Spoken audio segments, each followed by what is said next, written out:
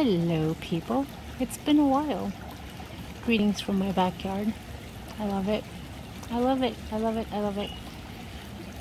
And the only way I could love it better is if this were my own backyard in my own house. For now, it's an apartment and it's a beautiful complex.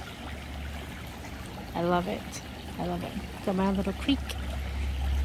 Super nice. And look, that little bubbly part right there, bubbly part, we're the only ones that have that. And then the fountain. I don't know if you can see the fountain. And I think there's 2 more on the property. It's awesome. Anyway, I'm coming today to talk to you about all the shortages that we're hearing about and all the fear mongering that is happening. Now, here's the deal. In the third dimensional world, a lot of this is happening. It is. You can't deny it. It's in the news. In the Philippines, you know, police are showing up with jabs, you know, in a needle already, ready to go, saying do it or, you know, fined or jail. And oh wait, I don't know. Yeah, I forget if that's Australia, if that's Philippines. But it's just, it's insane. It's insane. It's insane. And even though we're just about out of this, there's a final push to get people to stand up for themselves. Now realize this has to be energetic. Today's Tuesday, the gardeners are here, so if they get closer, I don't know what to do. So with these things going on around you, you have to truly ask yourself, what do I really need to do to stand up for myself or to keep myself safe and happy? It all depends on you. What do you have inside you? I mean, I barely even lock my back door because I am not concerned about people walking in. And granted, I think I told this story before. One of my neighbors walked into my apartment like at 12:30 in the morning, drunk as a skunk. She was in the wrong apartment because I hadn't locked the front door. But my point is, you have to feel within yourself what is going on around you. Excuse me, one more time. What is going on around you and how much preparation you need. Now, you have to honor the fear that's inside you. You either have to release it or honor it. So when I say release it, there's a couple of things you can do. One, this came from the praying medic. Oh my gosh, I love him. This has been a beautiful, beautiful, beautiful practice for me. So when I'm feeling anger, fear, whatever the relatively negative emotion or the negative impactful emotion is, you say, I am acknowledging, I am experiencing and acknowledging fear. In order to release, and I can't remember the other word now, it's been so long since I used it. I'm acknowledging and experiencing, okay, sorry, erase that. I'm experiencing and expressing this fear in order to acknowledge and release it. Source, take this fear from me. Thank you. And honestly, you just keep doing that until you feel it go away. And most of the times it'll go away within 3 or less recitations. It's amazing. Once you release that fear, it doesn't come back to you because it's no longer reflecting. The outside is no longer reflecting the inside because it no longer exists. So another example. I don't have fear of people walking through my apartment complex. Like I said, we're right on the river. So homeless people walk through here a lot. We got teenage kids riding their skateboards through here. I don't worry about it. You know, other people are like, oh, make sure your doors are locked and make sure you have like dowels. And it's funny that I use that voice when I'm talking about what other people say. People have dowels in their window. I still have a dowel here from when my mom lived in this apartment. And I don't feel the need. I don't have it in me. And when I do have a fear, whether it's founded or not, I act on it. I follow through with the preparation of the precautions that need to be taken so that I'm not attracting what's inside me. So when we get to this point where people are talking about shortages and, you know, people walking around with filled syringes and etc., I made sure I told my partner to understand that even if there is inflation, we always have enough money to buy what we need. Even if there is a shortage of petrol for your auto, we have enough money to pay for that. When he was doing the math, you know, even though gas here is about $4 a gallon, at Costco it's like $3.30, which is, you know, it is what it is, either way.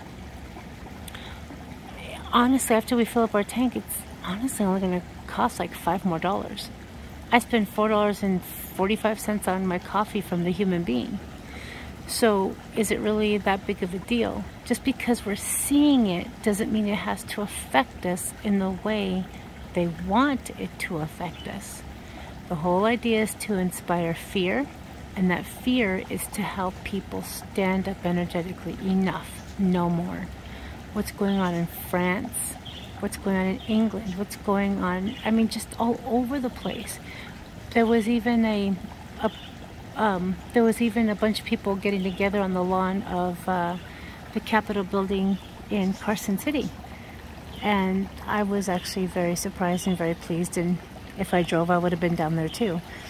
But people are standing up, taking back their sovereignty. And again, you don't have to physically do any harm or damage. You don't.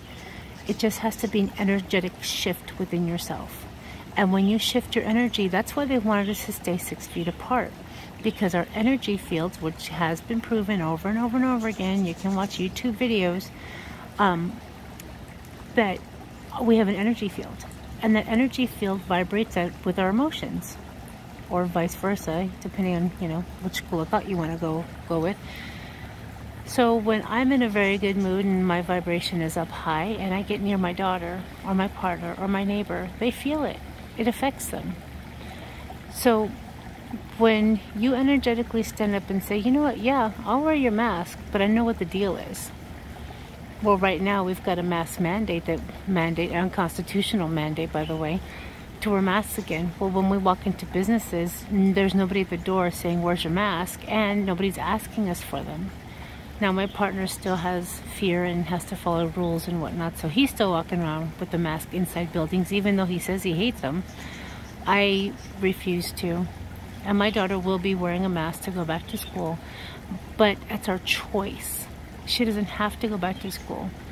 I think it's her best interest, you know, for socialization. But that's another video. So realize that whatever's going on and how it affects you is a reflection of what's inside you.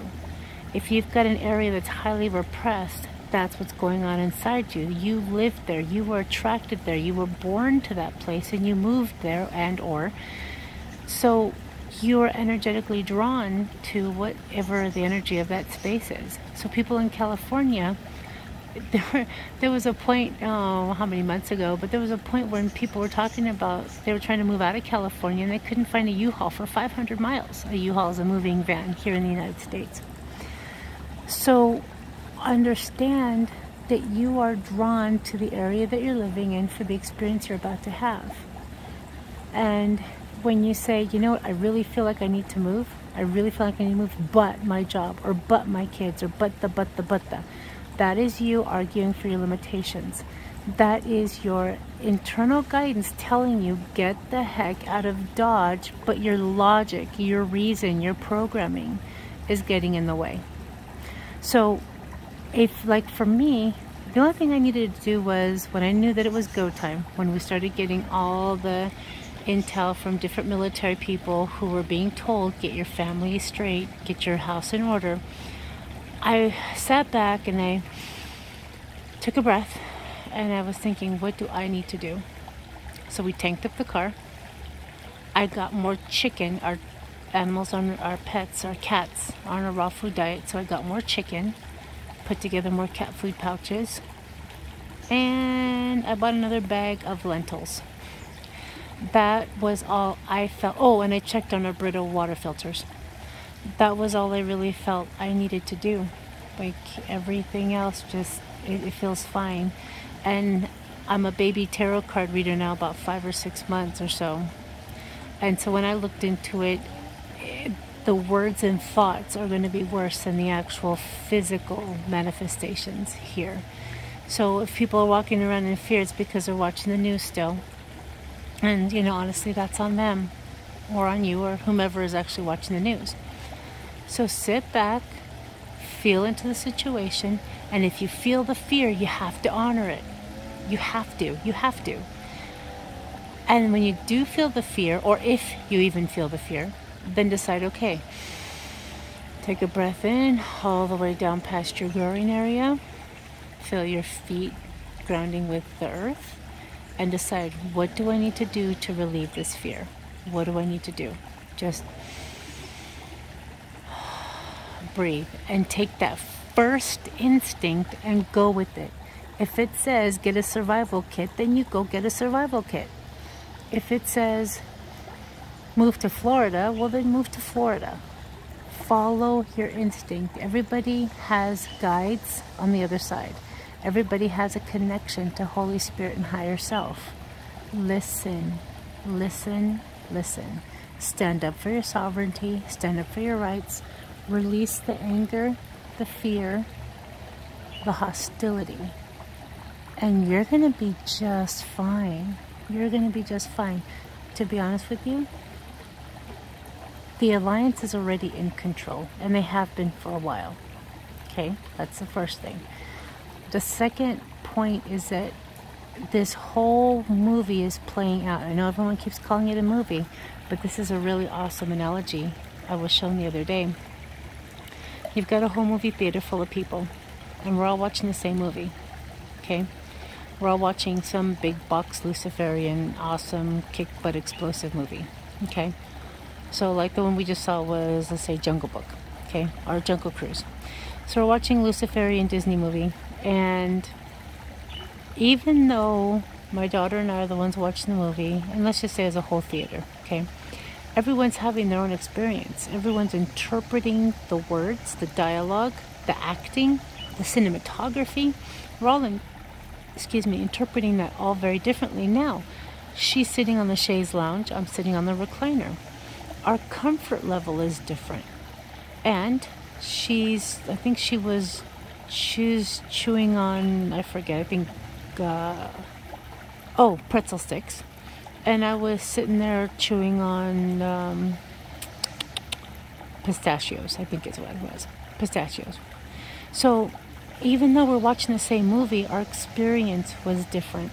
So imagine that in this big, huge scheme of things. We're all watching other people's karma play out. You know, Trump definitely has a karmic tie in this, and he is definitely the faceplate of the Alliance. And so his involvement in this is just on a grander scale than my involvement or your involvement. It's just more public. So as you're watching this movie, realize we each have a very different experience, and we have to honor that experience.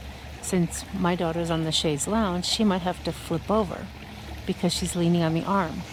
I was on the recliner. I was sitting on my left leg for too long. It fell asleep, so I had to shift. Do you get my point? So your comfort level in your particular experience matters. Trust your instinct, trust your connection, and here come the gardeners. Thank you for watching. Again, I'm Lorraine. This is Lessons in Love, where I get to share the lessons that have made my life greater and more wonderful, and definitely more peaceful. And see you again next time. Bye-bye.